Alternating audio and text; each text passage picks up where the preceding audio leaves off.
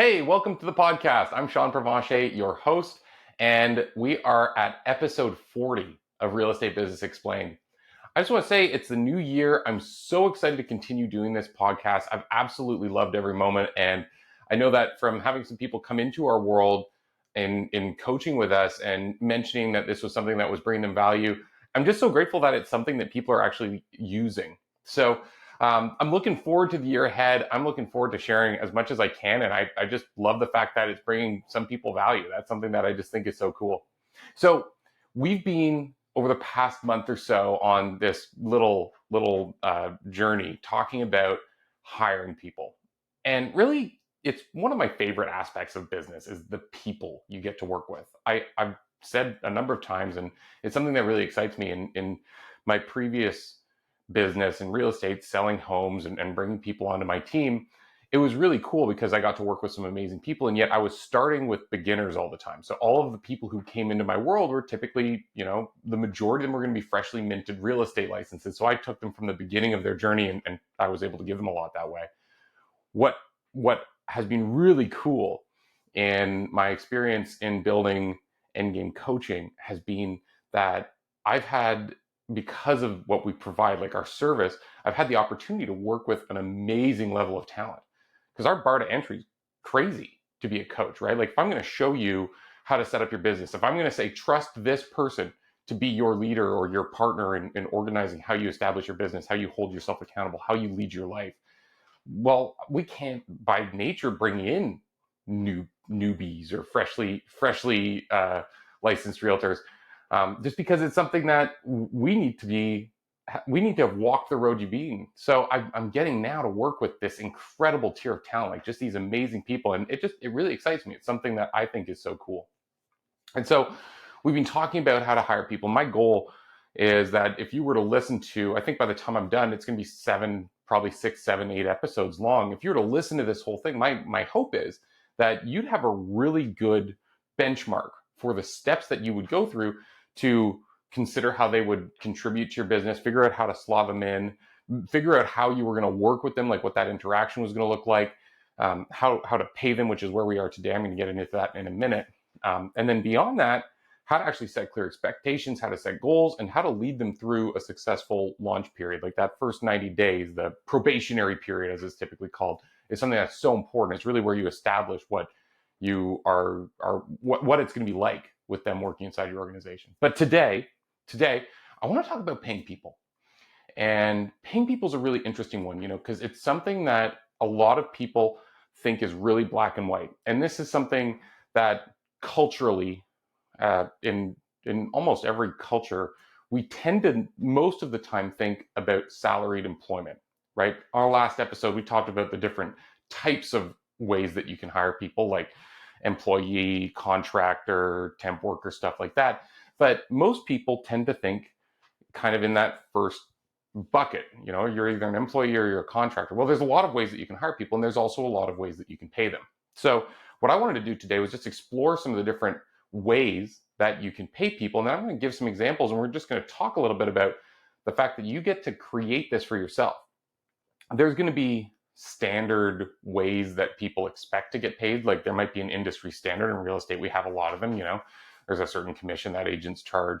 There's a typical split at most brokerages, or there'll be a few commonalities, like there's going to be a low fee house, or there's going to be a 70-30 split till you cap, or there's going to be a 50-50 if you're on a team or you're at a brokerage where they provide more resources or leads. Like there's going to be kind of market standards, but there's no rule that you have to work within those. You can go and create anything you want, and the market will tell you if it's appropriate. So just like selling something, hiring someone, you're essentially selling them to come and work with you.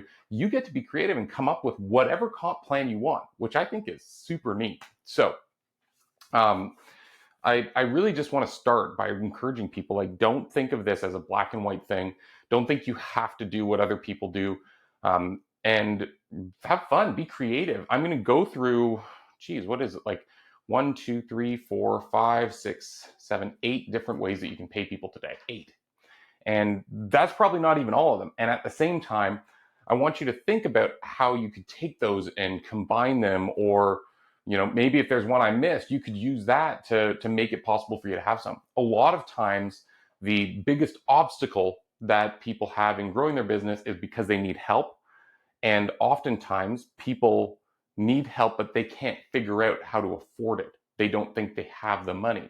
And so, if you can be creative and come up with ways to reward people when you get what you want and make it a win-win for both of you, then not only are you getting yourself further ahead, but you're also creating an opportunity for someone else. And you're having the opportunity for both of you to get where you're going together, which I just think is like one of the most beautiful things about business in general. Okay, so let's just talk about the basics. First of all, like I said a minute ago, most people think about salary. It's the first thing that comes to mind when they think about paying people. They're like, oh, geez, I'm gonna have to put them on a salary. I'm gonna be paying them every week or every month, or I'm gonna have to do whatever taxes your local government has for employment. There's all this stuff. There's obligations. There's long-term commitment. Like, ugh. But here's the deal. I love salaries. Salaries are one of my favorite ways to pay people. It typically is going to be for a longer-term commitment. Typically, it's going to be more of an employee style relationship. So in last episode, we were talking about like the business relationships you can have, the types of ways that you can hire people. Typically, this is going to gravitate more towards that side of things. But here's the deal. A salary represents a commitment from you to them. And when done right, that commitment is usually returned. So here's the way that I look at it. First of all, salaries typically assume that it's going to be 40 hours per week. I actively try to make it possible for all of the people who work in my business to work less hours. I don't care.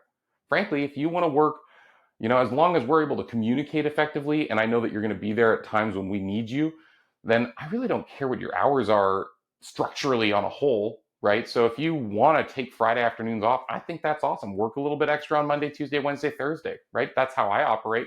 So I actually try to make it possible for the people who I work with to reduce the amount of energy that they put into the business. And what I get in return is that I know when times are tight, like when we're coming up on a deadline, when there's a big project, when something goes wrong, I know that I'm going to get it back because those same people that I was comfortable with and I was kind to, they're going to jump in. So I love salaries because I remove the expectation of any hours. And I say, you have a responsibility, you have a role in this business. And what you need to do is you need to fulfill that role. And then from there, I don't really care how you do it. If you can find tools that let you do more, what I'm going to do is help you look for your next opportunity, and hopefully I can pay you more or help you work less by doing that. So it's just this awesome win-win. Okay. The other most common thing that people think about, number two, we'll say, is hourly. So hourly is, it's kind of what you think. Hourly is if you work for 40 hours at $10 an hour, you get paid $400. And this would be a good way to do it. Usually this would be something that you'd use more when you have someone who's less of a regular within your business. It can lead to kind of counting, which I really don't like. I don't want to count pennies with people. I want to talk about the bigger picture and move towards something that, like, I want us on a mission. I don't want someone coming in and, being like, well, I started, 10 minutes late, but I worked 40 minutes extra, so pay me the extra half hour. Like, it's this blech. And like, how long was your lunch? When did you come? When were you not here? You left early on Friday. What was that about? I just don't like that in a relationship with people. If you have people who don't work regular hours, though, you probably need to do this. So an example of that could be, if you have irregular shifts where people are showing up for desk time to answer the phones, like if a receptionist would be a good example, and they work like, X number of hours here and there. They're not there every day. They do weekends, they do evenings, and they've three of them splitting the calendar. Well, that would make sense. I've got clients who have stagers who come in and they stage properties periodically. Well, hey, if you're not here every day, I'm not going to pay you a salary. You're going to need to track it. If you're going to do it, I recommend, I really like for salaries and for hourly, I really like to have start of day and end of day reports. And this is really simple. It's just like, when you start your day, I want an email. Just say what you're going to do. Okay. End of day, send me the same email. Tell me what you did. Okay. Just clean. Then I know when your shift started. I know when your shift ended. It doesn't guarantee anything, but it works. The last thing I'll say about hourly is that I was talking about with salaries, how I like to try to reduce my expectation of them to work a certain amount of time in exchange for knowing that their job is just to get that responsibility cared for that I trusted them with. And I know as well that hopefully they're not working 40 hours a week and they're loving working with our organization because of that. But at the same time, I know that if when I need them, they're going to step up, they're going to work hard. And when they are working, they're going to work effectively. So that's why I like salaries. The thing that is the catch 22 with hourly is that it's kind of the opposite.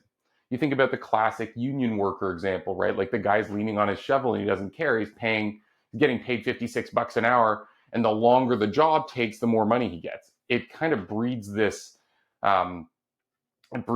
negative mindset around what you're actually here to do. So I just don't like it. And personally, my goal is to create a life for myself and the people who I work with and the people like on my team and our clients. My goal is to create a life where they have time freedom, they have abundance, they have a tremendous amount coming to them, and they're only doing the things that they love, and they're not spending so much time doing those things that it feels like a burden. They're enjoying every moment of their time with it, and hourly pay doesn't reflect that. So, anyways, I've said enough. I'm going to move on. The third one is contractors. So, contractor piecework is different from hourly, where you pay to the result. So you say to someone, I need a new website. I'm not a web designer. I don't have a web designer on my team. I'm going to pay you $7,000. You're going to build me a website, and when the website's complete, I'll pay you. Or, I'll give you a retainer. I'll give you a starting chunk, like I'll pay that, whatever that, I think we call it a retainer. And then, when it's 50%, then you get this. And when it's done, you get this. So then you tier out the payments and they have a little bit to get them through. This is really common with contractors, right? You pay for the materials first. So if I mean like a home contractor, like someone who's renovating or builders, right, kind of thing. So with them, usually there'll be benchmarks that they'll hit along the way where you say, okay, well, I'll pay for materials on day one. You go buy your wood and your screws and your plumbing stuff or whatever. Once you have the rough in done for the plumbing, I give you X amount. Once you get to the point that the drywall's up, you get this. So you can break it out. But generally the idea is you're exchanging money for a result. Okay. This is a great way to work towards having people come in and support you in something that you don't regularly need. So be a one-time project or a larger initiative, or maybe it's something that you just don't understand. You could also look at this as a fractional thing. Like on our last episode, we talked about the different types of people that you could bring in. One of them was a fractional worker. So you have a really high level of skill. The example I gave was a CFO, Chief Financial Officer. I don't need or want to spend the money to have a full-time CFO. It doesn't make any sense for the size of my organization. But, in a couple of years, I'm going to need someone who checks my books. So I could have someone for 4 hours a month or 2 hours a week, and I could just pay them for a fraction of the time that they have, and they'd spend that time working on my needs. So this would be a great example of that. I'd pay you for that piece of time. I don't want to confuse paying someone as a contractor with a contractor versus employee relationship. There's a lot of little differences in how those two things show up. So go back and listen to the last episode. It's not entirely the same thing, although usually the two line up. Okay, so we've got salaries, number one. We've got hourly, number two. Number three was contractors and piecework. Well, the next way that you can pay people is going to be retainers and signing bonuses. This is a really cool one. So a retainer is a fee that you pay someone when they get started. Okay, so it's something that you say, hey, you know what? I want you to come in, and you're doing a role where you might not get paid a lot right away. We're going to talk about commission next. Maybe I should have done these in a different order. But, think about a classic salesperson, right? You might say, hey, it's going to take 60 days for your pipeline of business to start showing up. So what I'm going to do is I'm going to give you a retainer of $2,000 to start, or I'm going to pay you $2,000 a month for 3 months. I like doing it tiered. So I'll say, hey, you're coming into a sales role. You're going to start getting commission around month 2, 3, and 4. So what I'm going to do is I'm going to pay you a retainer of $3,000 on month 1, $2,000 on month 2, $1,000 on month 3, and then after that you're just commissioned. So then they have kind of like a crossfade with the two ways that they're earning money. So I think that can be really cool. A signing bonus is something that we see a lot with really sought after talent. So one of my sisters is a doctor. You know, she gets recruited to be a doctor in a new hospital. There's a big check that they send you for saying yes, and it's tied to you staying for a certain amount of time. So I've used this as well. You know, you're in a pinch, you see someone who's super talented, you want them in the organization, you know that they can fix your need, and then you want them, like they're going to be a huge asset to your growth and to you getting where you want to go. You say, hey, you know what, I'll give you blank for getting started, right? I used one recently where I said, I'll give you a signing bonus of blank, and when you get to X number of months and you complete this project, so you hit a benchmark, then you get another signing, you get another bonus of equal amount. So these can be a great way to get people on board. It can be a great way to help people get started with you. And just generally, it's nice because it's not a long-term commitment. Okay. The next one, which frankly I should have probably put in before that one, is commission. So commission is where someone doesn't get any money from you until they produce something. This is almost always going to be associated with a sales role, but you know, having said that, there's probably a ton of examples where it's not, and I'm just, you know, not from that industry. So commission should be familiar to anyone thinking about real estate, right? So commission is like you sell the house closes, you get the commission. So it's pretty simple. And we, as in the real estate industry, we think about them as percentages usually. So, you know, we get X percent when we list or buy, and it's based on the sale price, and then from there there's a percentage that goes off to our office and I get the remainder or whatever. But it doesn't have to be a percentage. It could be a dollar amount, it could be, you know, a certain amount per unit. So there's a lot of different ways that you can structure this. Again, get creative, think about different ways that this could work. And the other thing with commission is that it doesn't have to be linear. So you could have a commission that is big on the first certain amount and then smaller above and beyond that, because whether you're doing a big deal or a small deal, it's still a deal. It still takes the same amount of work. It's just that this one happens to be bigger. So you could say, hey, the first chunk is at a higher amount because you're doing the work, and then that gets smaller. Another way to look at that too is that you can make that the opposite. So, and this is actually getting more common now in real estate teams, where they say, hey, if you get past a certain point, your commission split goes up. We see this a lot because it's something that it incentivizes people to work harder, because if they get to that next deal, they're going to get to keep more. But also importantly, the other thing that's really cool is it makes it so that it's almost a little more fair. Because if you have two people who are part of the same organization and one of them is doing 5 units and the other one's doing 50 units, they're both going to take a baseline of work. Every unit is going to be more work for the organization as well, but that baseline's paid for once they get past 5 or 10 units. So why not let the superstar keep a little bit extra, because they're bringing so much more to the table and they've already kind of paid in to the organization's undercurrent of cost. So it can be a really nice way to just be fair and incentivize, and also importantly, it attracts and retains rock stars. And we're going to talk more about this in a minute. Okay, the next one is bonuses. And I've lost count. So let's see, we're at 1, 2, 3, 4, 5. We're 5. So the fifth way to pay people is bonuses. So what's the difference between a bonus and a commission?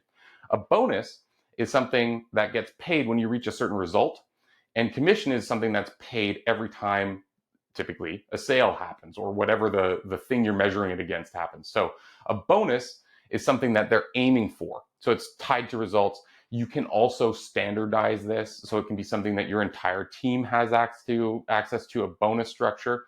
I like bonuses as a tool to get people moving and as a way to reward contributors. So we'll start first with rewarding contributors. Rewarding contributors is something that I would look at it more from the administrative side. So if I've got someone on my admin team, my operations side, well, I want to show them that we appreciate them. And if they're showing up as a rock star, I want to give them something special. Think of it like the Christmas bonus, right? Like they're going to get a little bit extra kind of peeled off and shuffled their way as a way to say thank you. What I do now is I tie bonuses instead of annually, because I don't like years. I think they're too long to base someone's. I think a year is too long to use as a measurement of someone's success. I like quarters, right? Go read the 12-week year. It's a great book kind of on that concept. It's been around for a while. And what we do with our ops team is every quarter we ask everyone on our operations team if they're interested to take on a project, build something new, organize something differently, create something. And if they do that successfully, what we do is we have them pitch us before the beginning of the quarter. So they write out a plan. During the quarter, they build it. And then at the end of the quarter, we give them a quarter of their yearly bonus allotment for completing the project. So it's not, I don't want anyone in maintenance roles. I want people in building roles or in sales roles. And that incentivizes the things that we want. So we're tying the incentivization to them doing what they need to do. Bonuses for salespeople are awesome. So think about this. A bonus could be me saying, hey, by the way, you get your commission, but if you get blank, I'm going to throw an extra 20 grand at you, right? And these you can get really splashy with, right? So what I like is like, I'll take my standing goal, and then I'll get my big hairy ass goal, like that big goal, which is really what I want. I'll say, hey, you meet my standing goal, you get blank.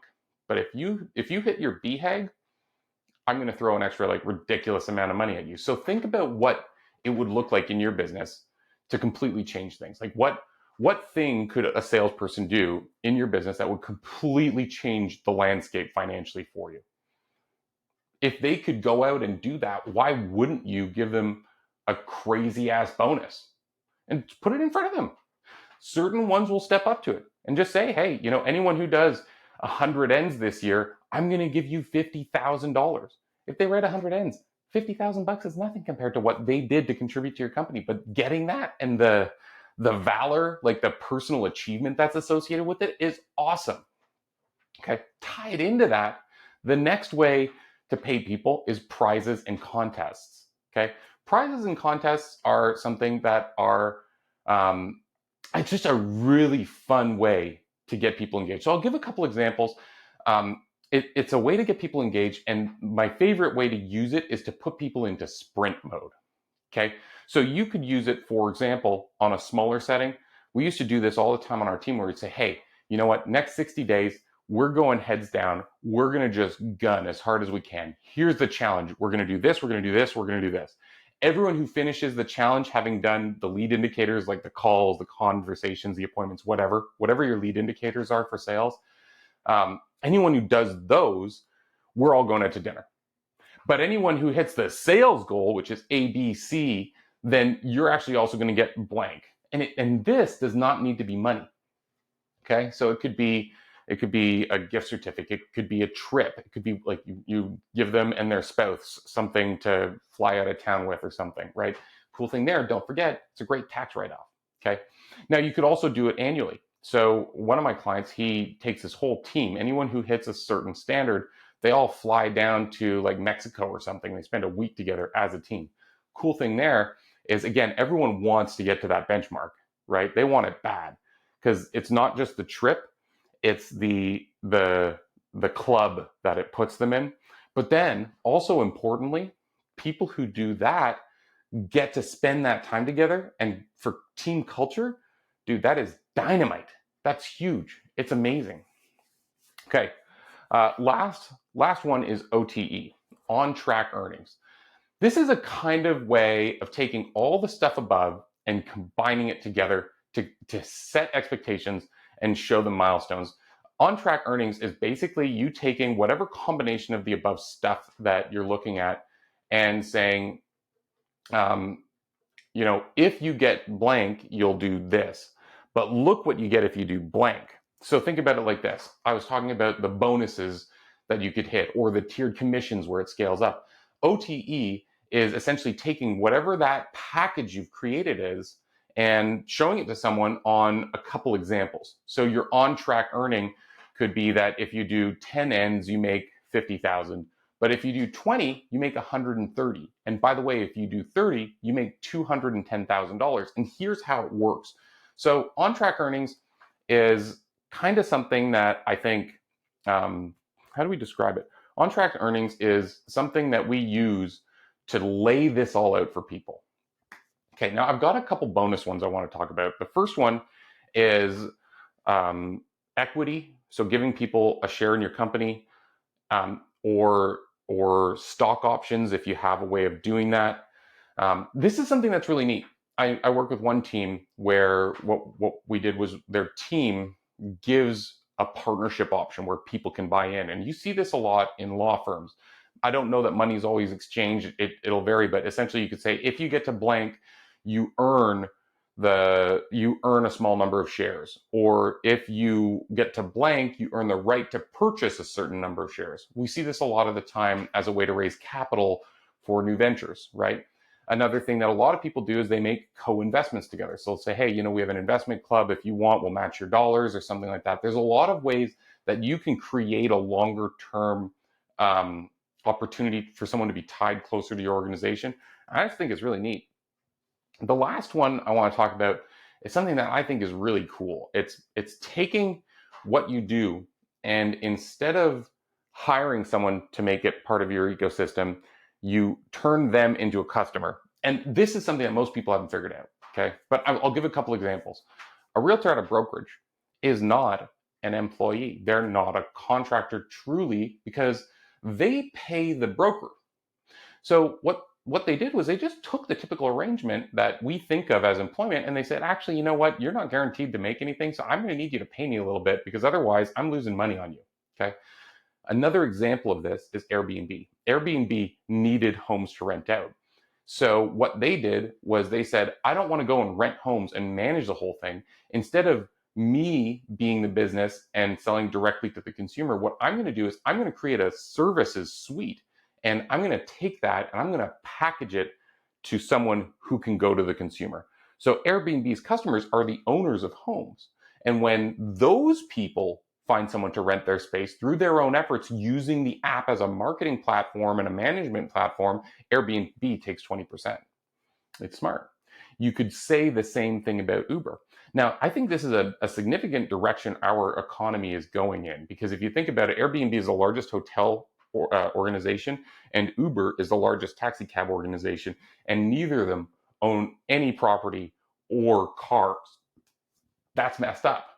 So look at your business and say, is there a way that I could monetize this almost in reverse and make it easier for me to scale, because I don't have to take on the burden of all these things?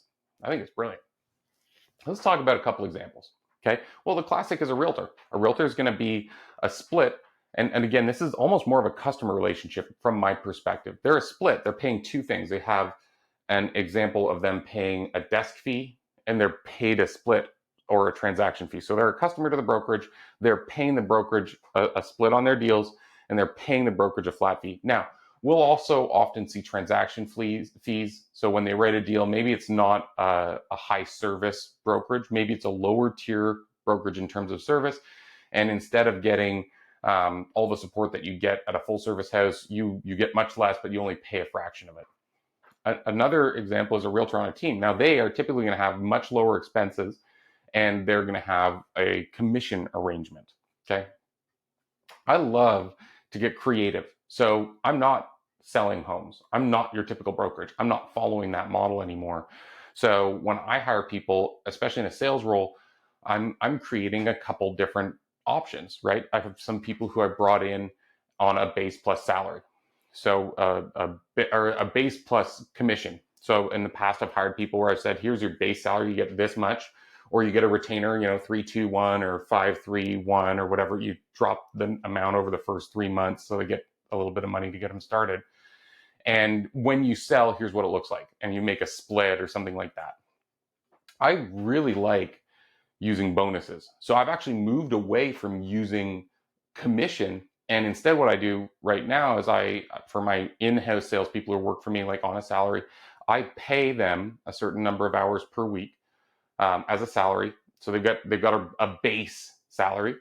And then I set quarterly goals. So every quarter we set goals, and I associate commission splits with or bonuses with that. So if you get to blank, this is your bonus. If you get to blank, this is your bonus. And again, I'm incentivizing it to hockey stick. I'm saying, hey, you'll get the basics, but if you go hard and you really kick ass, look at what you can do. Okay. So you can work out all kinds of different arrangements. And then with contests and prizes, I really love to have the opportunity for people to do something amazing. So I think probably in the next year or so, I'm going to be running some examples internally, but on my team, we used to do this really cool thing where we'd do these sprints and we'd put like monetary or physical gifts that would be associated with winning. We also did kind of a reverse a reverse prize where we'd say, hey, we're all signing up for this course or this trip. You sign up at your own expense. If you're at such and such a production level, I'll pay your travel. If you're at such and such a production level, I'll pay for your ticket. And if you're at such and such a production level, I'll even buy your food. Like, I will just spoil the crap out of you. So it's a nice way to incentivize them to work and protect yourself also from just blowing money on someone who's not going to show up. Okay. Whew, there's a lot there. And I hope that you kind of take this more, not like a roadmap, but more like a brainstorming map. Like, just take all these ideas and say, like, how could I make it amazing for someone to work with me within my budget? And how do I make it that when they get what they want, or when I get what I want, I give them what they want? Okay. So where do you get started? Well, here's the deal. The first thing you need to do is look at the whole company. So I like to do this just in a percentage allotment. What do I want my profitability to be? I always, like, for me in the businesses I've typically run, I want to aim, because we're in a high cost business because we have talent associated with every deal. I have to have someone really talented serving each of my clients. So for me, I've always run businesses that typically operate in around a 25 to 40% profit margin. I like that range. So what does that leave you for your administrative? Like, what does it realistically cost you to run your operations in the background? Okay. And then I like to look at my fulfillment cost. So I've got my operations, but also I have like stuff that I do for my clients. Classic in real estate is staging. That'll eat you alive if you're putting furniture in people's houses. I know from experience. And then I like to look as well at what I can reasonably bonus a salesperson. So I still have enough of a margin of error so that if one of my other dots misses, I'm not underwater on my profit, but I'm also making an offer to them that is really attractive. A general rule when hiring people is pay as much as you possibly can, because I want the best people I possibly can. So don't come at this looking at it like, how little can I pay them? Say, how much could I possibly pay? Because I want to have that person that's like up here. I want someone amazing. Another just important rule is to think about scale. So what you're doing might work right now, but will it work when you're 10x where you are right now? I have a friend who this happened to. She had her first admin, and she said, look, I can't afford to pay you much. I'll just give you such and such a percent, right? You can kind of imagine where this is going. 2-3 years later, that same administrator was making $300,000 a year. And this is a really uncomfortable position. This is where you either need to pay someone $300,000 a year to file paperwork, or you need to fire them, or you need to do a take back and say, hey, like, this isn't working for me. Like, I'm not going to continue with you unless we change this because it doesn't make sense. All three of those options suck.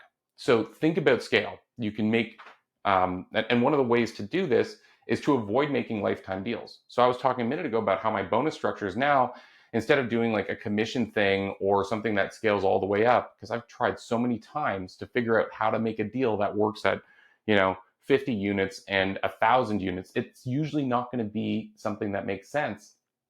So what I do is I do quarterly bonuses. That way, as my marketing gets better, as our brand recognition gets better, as we get more out there and we have more coming to us naturally, my salespeople don't have to work as hard. I'm not going to pay them the same amount. I'm going to be able to step back and reorganize because I never made a lifetime deal. Okay. So start by mapping out your organization, look at what you need, and look at how you realistically could pay that person. You could pay using any of these things as a way to create this amazing number of options to make it a win for both of you. And I think that's the most important point. When you look at what you're doing, try to build it in such a way that when you get what you want, you give to your business and the people who got you there what they want or need. And have fun with it. Okay. That was a lot. I hope that this was huge value for me, for you. I loved making it. I'm so excited to continue this year and continue putting this stuff out there. And for everyone who listened, thank you for your time. And we'll see you on the next one.